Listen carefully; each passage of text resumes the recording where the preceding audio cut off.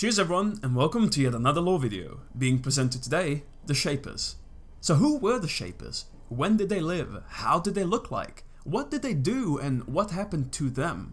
We're gonna answer all of those questions and some more in today's video, so if you enjoyed the content, make sure to give that like button a little tap, subscribe with the bell notifications on and share the video, helps out immensely. But now, without any further ado, when Aeonia came onto Io from the great plains beyond the stars, he planted the seed of life on it.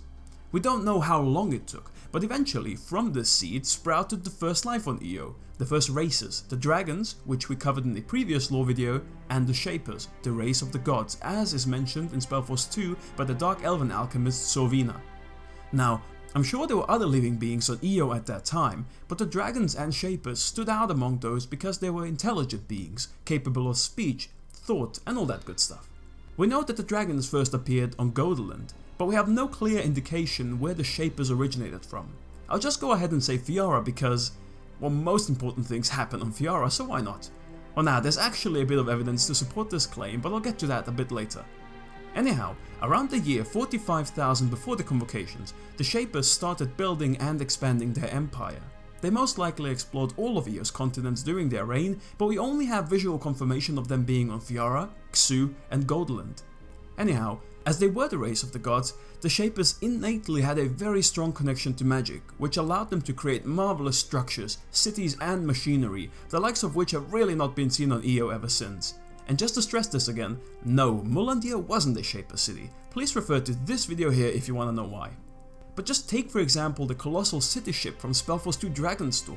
Just imagine what it took to create that thing and to make it functional.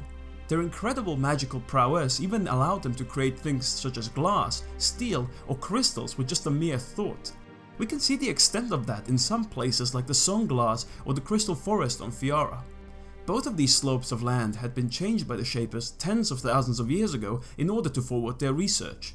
They eventually even figured out a way to store parts of their knowledge into those crystals, and we were able to still access it 40,000 years later. Even the Circle Mages and prominent figures such as Malachi studied the Shapers in hopes of discovering their secrets. But all good things must come to an end. We learn in SpellForce 2 Dragonstorm that a fairly well-off Shaper couple, yes that Shaper couple we see in the game, managed to discover the Archfire through their research. They were quick to share this newly found knowledge and power with the rest of their people, however it quickly became apparent that something about the Archfire wasn't quite right. Yes, it allowed its user to wield incredible magic powers, but it also always left them wanting for more, like a hunger that can't be sated.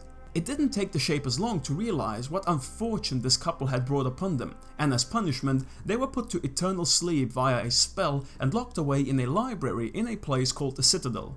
But alas, it was too late.